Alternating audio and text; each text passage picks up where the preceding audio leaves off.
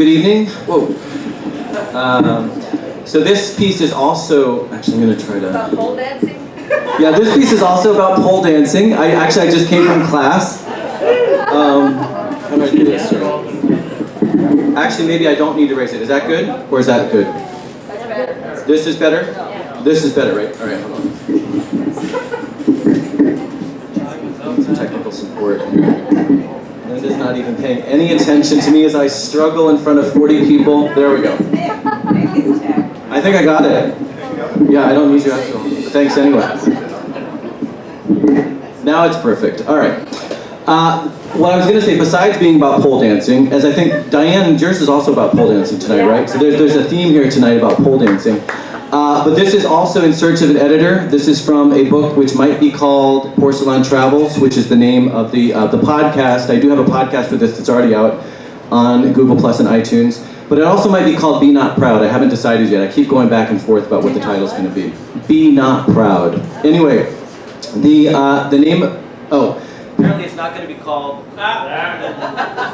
Testing. You broke it. Apparently it's not going to be called Be Not Proud because Linda just gave me an eye roll and a no, that's not what it's going to be. No. Okay, whatever. Oh, and you said no too. No, porcelain And towels. Susan nodded no too. No. Okay. I'm still trying to find a title. You only have 4 minutes. Well, I have 4 minutes from the time I start. Thank you. Now you have 4 minutes. My Lost Soul is the name of the excerpt from the collection of stories which remains to be to have a title. After gliding like a ghost through a familiar maze of alleys, of dark stone archways and shadows thrown by lamplights, of deranged gargoyles with watchful eyes and wooden doors large enough for fortresses, I found myself fishing in my pocket. It didn't take long. The key to my building was comically large. You're nodding knowingly. Yeah, there you go. You have such projection, it blows the fuse. Testing. After gliding like a ghost through a familiar maze of alleys, of dark stone archways and shadows thrown by lamplights, of deranged gargoyles with watchful eyes and wooden doors large enough for fortresses, I found myself fishing in my pocket. It didn't take long. The key to my building was comically large, a cartoon key for a cartoon keyhole. So round I could almost stick my pinky into it. The lock was a relic from the past, today more an act-as-if deterrent than a genuine impediment. The door itself looked solid enough to withstand a battering ram. The lock would have been as easy to pick as a snotty schoolboy's nose. Once inside, I started climbing.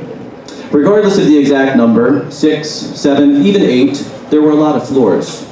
And so tonight, just like every night, as I made the marathon climb, my heart beat in protest and my lungs pumped uncomfortably hard.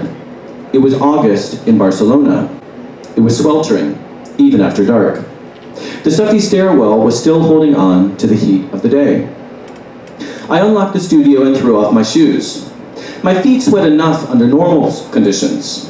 Walking for hours in heat and humidity as bad as a southern swamp in summer only makes it that much worse. My new shoes reeked. They had crossed a point of no return, like fruit that's begun to rot. The tiny studio wasn't big enough for the three of us. My shoes would have to spend the night under the stars. Outside the window over my collapsible table, there was a non-functional air conditioning unit. On top of it was a small shelf where a few cacti reveled in the summer sun. I opened the window and put one of my shoes on the shelf. No sooner had I let it go than the shoe was gone. A resounding thud followed. The painful sound echoed off of the buildings enclosing the courtyard behind my tower. I stuck my head out of the window to see what had happened. The shelf wasn't flush with the outside wall. There was a gap of a few inches, not visible from inside the studio. My shoe had slipped right through that gap, plummeting a few stories below onto someone's roof. I pulled myself back inside, out of an instinctive sense of self-preservation. I was sweating again, my heart raced, I held my breath. I wasn't supposed to be there. a minor detail the property managers had waited to share until I'd paid in full and flown halfway around the world. Barcelona was experiencing a crackdown on illegal vacation units. I assumed my studio was one of them. As long as I maintained a low profile, there was no problem. But what if I dropped a small bomb on my neighbors in the middle of the night? Would that constitute a problem? The impact had been really loud. What would happen now? Creeping back to the window, I peered over the edge. As I scanned the nearby buildings, the pit in my stomach grew bigger by the moment. One light after another were angry neighbors about to wake up.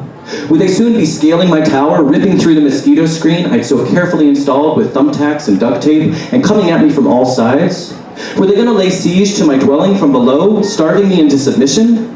Perhaps the authorities were already making their way upstairs, taking so long only because one of them had passed out halfway up.